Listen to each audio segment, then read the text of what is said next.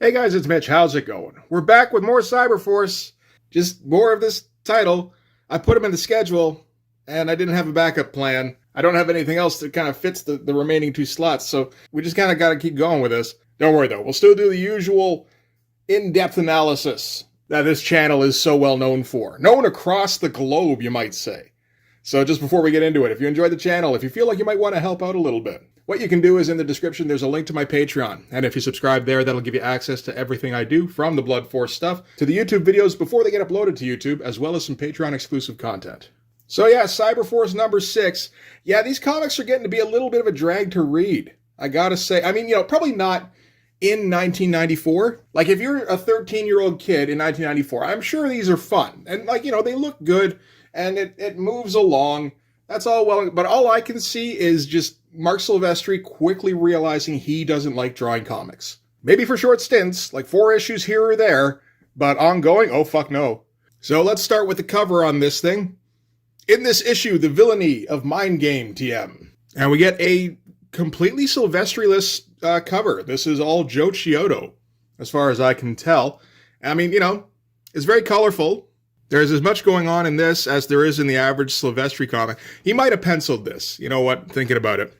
He didn't put his big honkin' fucking signature on it, though, so, Do we have any buildings on buildings? No, maybe not then. But, this is, fine, but not really all that kind of eye-catching. It's funny, looking at this, I think this is pretty close to the time that the Hildebrand brothers are making a bit of a name for themselves at Marvel. And their whole thing is like blue and orange and contrasting light sources. And I see a little bit of that here and there. I wonder if Joe Chiodo's kind of just incorporating that a little bit. Because that does look nice. I'm sure Joe Chiodo is well versed in color theory. Like, no sarcasm. But, maybe just kind of spurred a bit of additional interest. Okay, this is Assault with a Deadly Woman, part whatever. Okay, so this is part of what I mean. We get to the credits, there's about 25 people listed in here. Marc Silvestri does the pencils, Eric Silvestri does the plot and script. Okay. Scott Williams does inks. Sure. Joe Chiodo does the cover and the interior colors. Okay, that all makes sense. Letters, editor, assistant editor. You got it. 6 names here. Background assists. Walter McDaniel, Billy Tan, David Finch, Rich Johnson, Brandon Peterson, and Joe Benitez. Awful lot of those guys would go on to become full-time pencilers, too. 3 guys, ink assists. So in addition to Scott Williams, we have people who don't ink as well as Scott Williams. 3 more names for computer color assists, and then Alex Garner gets a shout-out because they forgot to credit him last issue. Invaluable inking, but mercilessly ignored in credits last issue. Without him, we're nothing. So that's nice of them. And we're going to see over the course of this issue, the credit here is background assists. It ain't just backgrounds. Marc Silvestri just wanted to, I'm pretty sure he just sketched out anything that wasn't a figure. And even then, some of the figures, some of the faces, he's getting guys like Brandon Peterson and David Finch to complete. No Walter McDaniel, as far as I can tell, which is a drag. I would have liked to see, Velocity here, just scrunching her face right up as she gets angry about something. Okay, so if we recall what happened in the last Cyberforce, it doesn't matter that much. Basically, all of Cyberforce in different waves are heading for, where is it? Guatemala? Central America. Okay. Ballistic brought Stryker down there to trade for a buddy of hers. Velocity, Impact, fucking not Cyclops, Timmy and Chip went on a cruise ship that was disguised as a freighter, apparently. And Ripclaw and Cyblade flew in on their X-Jet. So the reasons they're all going down to Central America, the X-Jet crew were investigating a drug that has been becoming pervasive in wherever the fuck they usually operate. And this drug is the notorious black crack, which I do still forget about every time I'm reading one of these and then it pops up and I can't stop giggling. The Pleasure Cruise crew were investigating some guns that were being sold by Cyberdata and are now being shipped down to Central America. So they stowed away on that. And both of these things are linked to the one guy, this one cartel guy, who is also the guy who is trading Ballistic's friend to her for Stryker. Which is all fine. It does seem a little bit like there is just one guy in Central America who just does all of the crime. If you need crime, you go straight to him. Okay, so when we left off, on the Pleasure Cruise thing, Heat Wave, oh, I did remember his name, hey, and Impact were engaging with some heavy-duty looking mechs in the hold of the freighter. If I recall correctly, I didn't go back and take another look or anything, but I'm pretty sure some asshole let loose an RPG inside the hold of the freighter. So that's what's going on here. And we actually get a succinct summation. A firefight has broken out in the main cargo bay of a firefighter en route to Central America. Members of Cyberforce have booked passage in an effort to discover the ultimate destination of a large weapons shipment. Now, you might not necessarily know what one thing has to do with the other on that, but, you know, you can probably make the connection. And we didn't get the entire history of this fucking boat. So take that, Brandon Choi. So Timmy and Chip and Velocity are looking to escape while the firefight continues. Impact gets knocked up through the deck, and this art all looks a little too clean. It all looks fine. I mean, there's no problems here, but it just doesn't look that much like Silvestri. You know what? I think this is just somebody else inking him, though, besides Scott Williams. This is one of these other Inkasys guys, I would guess. I can see, like, the ghost of it in here.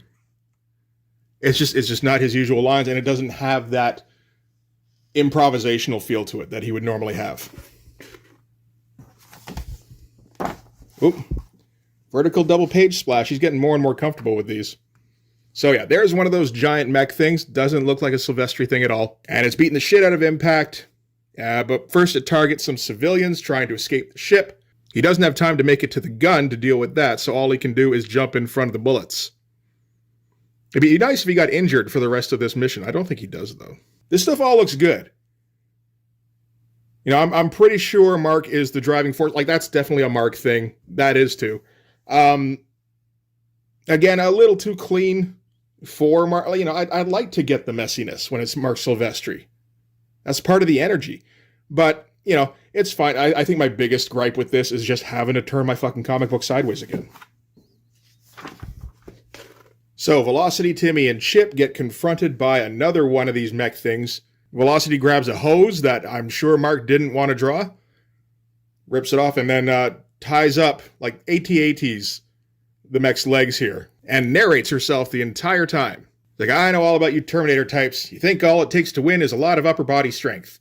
Upper body strength? But what about mobility? Hard to move with all that metal. Really slows you down. Before you know it, you're fit to be tied. As she ties it. Classic. And what if you lose your balance? She's like hitting him with like theoreticals. She's like assaulting him with math problems at the same time as she ties up his legs. You could even go over the side, and when all that electrical stuff hits the water, it's hasta la vista, baby.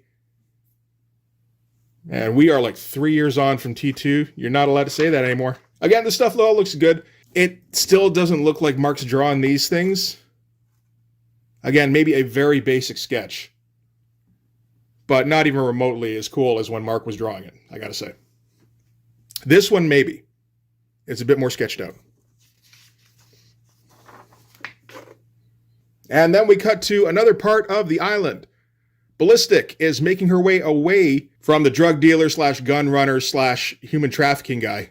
We get another summation here, not quite as succinct, when all of a sudden they hear a fighter jet zooming in on them, and it just bombs their Jeep while they're leaving, so which seems like a really dumb idea.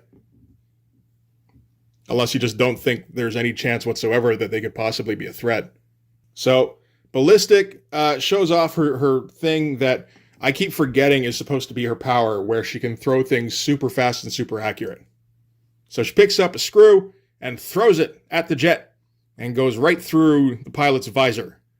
I suppose it's fairly cool. These shots are cool anyway. I kind of like the shot here of her silhouetted holding up the thing. And, oh shit, we're going somewhere else now. Back to the boat. So, Velocity and Timmy made it to like a life raft where they got picked up by the X-Jet. Apparently somewhere in there, Timmy, who is an android, got lost. There's no real hint of it until they get on the X-Jet. And just like, that's the third sweep, and still no sign of Timmy. It's like, what? When the fuck did that happen? The last time we saw them, Timmy was with the both of them. Right there. He mentions something about fire, like that's leading to something. But there's no indication that it eventually did. No, whatever. So they're going to do another pass, but that's all they got fuel for. So they just, yeah, they're going to have to abandon their search for Timmy by the looks of it. And again, all decent shots. That is not Marc Silvestri. I'm quite sure that's Brandon Peterson. Whoever it is, they got the same problems drawing faces that Brandon Peterson does around this time anyway. And now we make our first cut to Stryker, who seems like he should be the main character of this book, but has rarely been in it. And the crime guy, the only one, is making him relive when he got his arms blown off. Because he had the 3 arms before they were cybernetified, because that is where the mutant thing comes in. So I think I'd wondered that before. It was like, oh, or they just added on? And I'm sure I assumed that when I was a kid, that the arms were just grafted on, the extra ones. So at least that's confirmed now. I'm sure they assumed that everyone would pick up on that, but I tend to get hung up on stupid details like that. And this again doesn't quite look like Silvestri. If I had to guess, I would say Silvestri layouts, David Finch finishes maybe. There's a little bit of extra weirdness going on with all this back shit. Anyway. Oh shit, we're jumping to a new location again. There's so much happening in this comic book. So Ballistic and her buddy have made it to... It was Guatemala, okay. A hotel somewhere in Guatemala. And Ballistic, of course, is going to go back so that she can deal with the drug dealer guy and also rescue Stryker, who she did bring down here and, sell to him.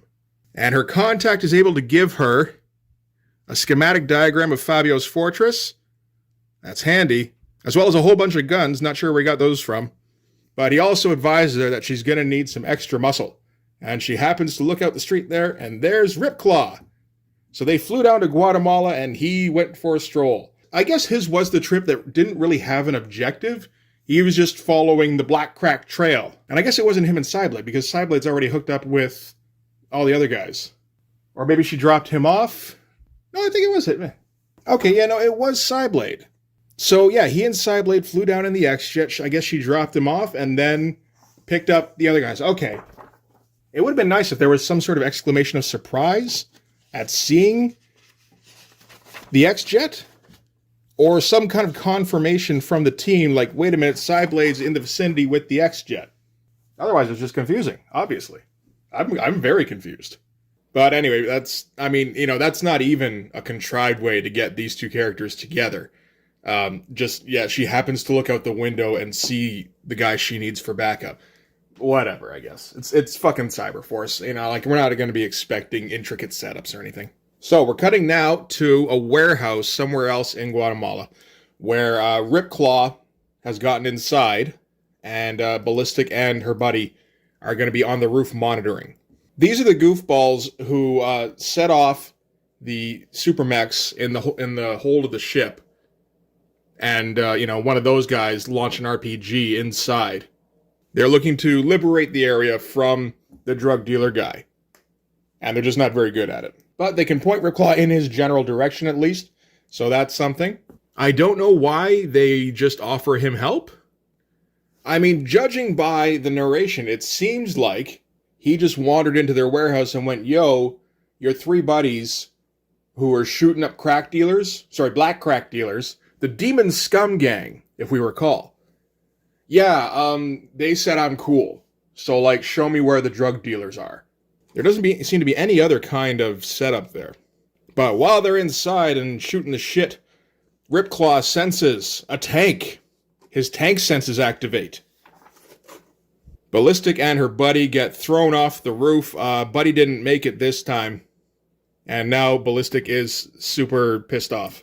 And we're going to get this a fair bit actually throughout this issue, where Eric Silvestri tries to incorporate thought balloons, but he's not very good at it. He keeps either putting in redundant information, or he puts in a line with the wrong punctuation. So, for instance, Ballistic spots her buddy. It's just like, it's Frank, but he's not moving, with no exclamation point. So it's just like, huh. And then again here, I sense her loss in anger barely under control. Which again, kind of redundant if you've effectively gotten across that Frank here died. I guess he wasn't sure that he effectively got it across. And I mean, that's fair. I don't think he did. But cutting back now, again, to the drug dealer guy. This is Rivas.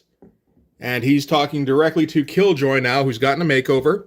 I'm not sure exactly what was wrong with her old look, but it has been like 9 whole issues of Cyberforce. I mean, you can't expect them to hold on to the same costumes forever. Youngblood's had like 3 redesigns by the time it gets to issue 9. So, Killjoy is there on behalf of Cyberdata to complain that they didn't get enough of the black crack. They love the black crack. And Revis's complaint is that the guns they were exchanging for the black crack did not arrive because those were on the ship that got sunk. And she's like, well, we don't know what happened there, so as long as you didn't sink the guns, it'll all turn out fine. But just don't give us any shit. And that's kind of the whole reason she's down there. Which is kind of bullshit. I mean, you know, she could just do that over the phone, but I assume that they want Killjoy in Guatemala for whatever's going on in the next issue. But nice page. I like the big splash here. It's a little weird with all the panels overlapping. I think I would probably be tempted to have Killjoy overlap here. And then that would probably look confusing. So, because, you know, like Mark knows what he's doing. But yeah, like this is definitely a Silvestri laid out page at least. It looks like he did the pencils on it. Okay, cutting back to the X-Jet, which is now making a frontal assault on Revis's stronghold, which is these Inca ziggurats. And Eric Silvestri keeps importing these acronyms. I think Brandon Choi's been telling him that they add an air of authority to your book. So in this case, it's activate lanterns and prepare to descend, and lantern stands for low altitude navigation targeting infrared night system. Infrared night system? You made that shit up. Like, there's some in here that they didn't make up. They put in VSTOL, which is vertical short takeoff and landing. I'm sure there's 1 or 2 others in here. You made that one up, though. Night system isn't a thing. So they're all, like, approaching their destination. Heatwave is saying things that a Cyclops would say, and he vaguely mentions ballistics, so Cyblade gets caught in a reverie going, it was really nice to see her again, even though we didn't get a chance to talk. I don't understand how she could have done that to Stryker. Just like mentally like braiding pigtails here. And then she gets right back to, we're being targeted, Commander. Again, I think that's Eric Silvestri inserting that kind of thing when he thinks he's being unclear. So he's worried that people aren't going to understand that Cyblade and Ripclaw met with Ballistic when they touched down. Which, again, sure, because there is no indication of that whatsoever aside from that. I don't know if that's essential information. But fucking whatever. So, approaching the ziggurats, they get shot at by some gun emplacements, and they return fire with missiles. All fairly cool, but, you know, also not particularly high stakes. Ripclaw and Ballistic are going to assault from another direction. So while the ship just kind of barrages the ziggurats, Ripclaw and Ballistic are going to sneak in the back door. Ripclaw's worried about all of the pills Ballistic pops. And Ballistic tells him not to worry about it. This is all fine. Standard Silvestri pose. Not impressive anymore. Like, it's a cool shot, but like it doesn't blow me away when I see it now. Because I know he's just doing that because he needed, you know, stock Wolverine pose number 31. So, the guys on the ship all fly down on their little, like, gun pods here. These are cool looking. And apparently now they're going to go over the game plan. It seems like it might have been a good idea to go over that before you jump, but fuck it. So, Velocity, Impact, and Chip are going to secure the main control room. Cyblade is going to hover around and provide backup for Ripclaw and cover fire for Ballistic during extraction. And I guess Velocity just likes being on her little gun pod. And he ends by saying, let's do it for Stryker. So I guess they like Stryker. I think I've seen them interact like once back in the miniseries. Alright, so Ripclaw now is sneaking around inside the installation. Inside the ventilation, for that matter. He happens to go by the lab where they develop the black crack. And he goes into a berserker rage and leaps in. And he's going to hack up some of these doctor guys. That's a cool shot. That's one I don't think I've seen from Marc Silvestri before. And, okay, so just when that was getting interesting, we got to go back to Stryker now. Nobody gives a shit about Stryker. We never see Stryker. And Ballistic busts in, photocopied panel. I guess that's fine. And Ballistic confronts Rivas And that's when we get the reveal of Revis's superpower, which is he can inflict pain. So apparently he can hurt people just by thinking about them, and it's a form of telepathy. Which, yeah, okay. And because of that, he's earned the name Mind Game. No punctuation that time. So just flat delivery, I think. All right, and now we're going to cut to another part of the installation. We don't get more than like a page on any one given scene. So Heatwave Ballistic was right. Revis has his own private army, and they're pretty well armed thanks to cyber data. That one's fine. That's just delivery of information that we could use. So they got 5 minutes before they got to get the fuck out of there. And Heatwave goes, empty the pun tank. Store will be closing in 5 minutes. And Impact goes, gotcha. You heard the man. Time to make your final selections. And remember, you're going out of business. Everything must go. Big savings on all floor samples. So don't miss out on this once-in-a-lifetime offer. If you discarded, like, at least 2 of those puns, I think we would have been fine. You know, like, time to make your final selections. Everything must go. Big savings on all floor samples. Something like that. You don't try to get 2 or 3 into one panel. Come on. Decent stuff, though. Cool shots. No complaints. All right, I'm back to Revis here. Or, you know, as he prefers to be called, Mind Game. Where he reveals to Stryker that he's kind of getting off on Ballistic writhing around in pain. Big surprise. Except Ballistic reveals her trick, which is that she's used to pain, and throws a knife at Revis's eye. And he runs off going, this is not the end. Because again, wrong punctuation. And we end on the wrong beat with her just saying evening major and no response.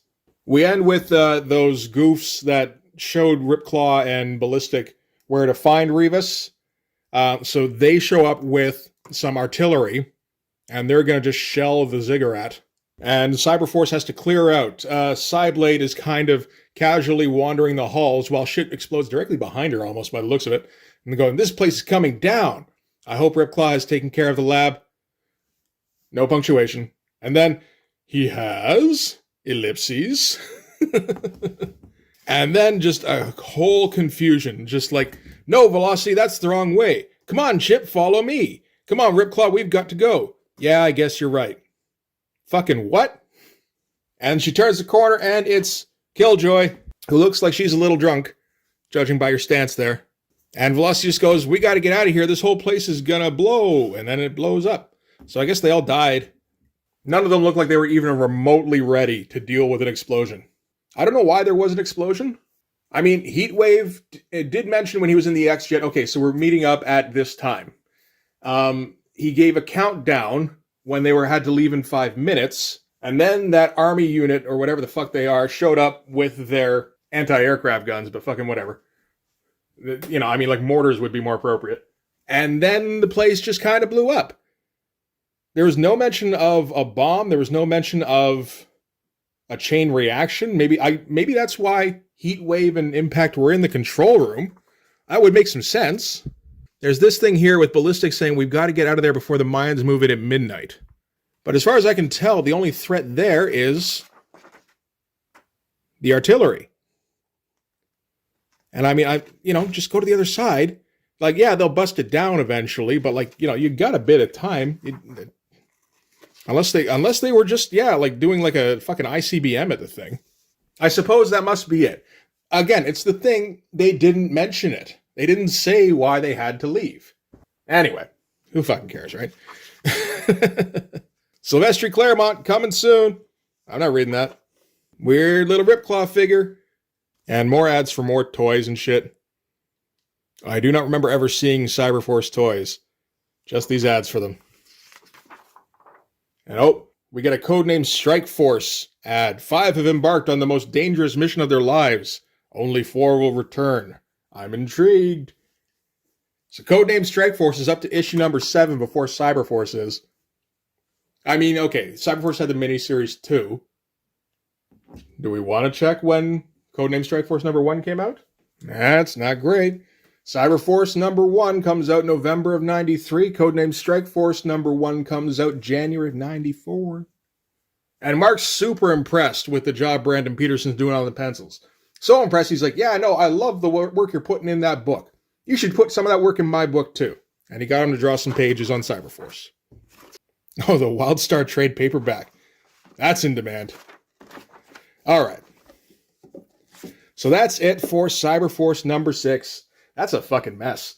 You can see what he's going for with like all the coordinated elements. You know, you get Stryker, you get Ripclaw and Ballistic, and whatever the fuck is going on with her buddy who dies early. And you get the bulk of the team coming up from another direction. And they all converge on the one location, and there's teamwork or something, except there fucking isn't. There doesn't appear to be any kind of plan. There doesn't appear to be any kind of reason for anything happening, for that matter. Again, you just Brandon Joy passing around his Tom Clancy novels, going, you gotta read this shit. But yeah, we went from, you know, the crossover with Jim Lee, which, you know, he was supposed to be excited for, and then kind of wasn't. And then issue 4, where he very clearly was not interested. Issue 5, he tries to reinvigorate his interest with a bit more energy. He goes a bit sloppier on everything. And it kind of works. Issue 6, he's like, fuck, I still don't care. So I'm going to get all of my buddies to draw everything on a page I don't want to. And see if that is enough to get me through the issue. So we got one more of these things to go. You know, I think Marc Silvestri is supposed to have a bigger role in that one than he did in this. I guess we'll see. But anyway, that's going to do it for this one. Thanks very much for watching. If you like this video, please hit like, hit subscribe, hit the notification so you know when the next one's coming out. Go over and subscribe on my Patreon. That'll give you access to everything I do, from the Blood Force stuff to the YouTube videos before they get uploaded to YouTube, as well as some Patreon exclusive content. You can also follow me on Instagram and DM me there for commissions. I do have plans to one day hit the Marc Silvestri run in Uncanny. Like, well, a good chunk of it anyway. I'm looking forward to that. Like a younger Marc Silvestri who's realizing that he's good at this and like he can actually become somebody, as opposed to the guy who became somebody and then realized he didn't give a shit. I think that will be a bit more fun. Anyway, that's going to do it for this one. Thanks again for watching. I'll see you guys in the next one. Bye-bye.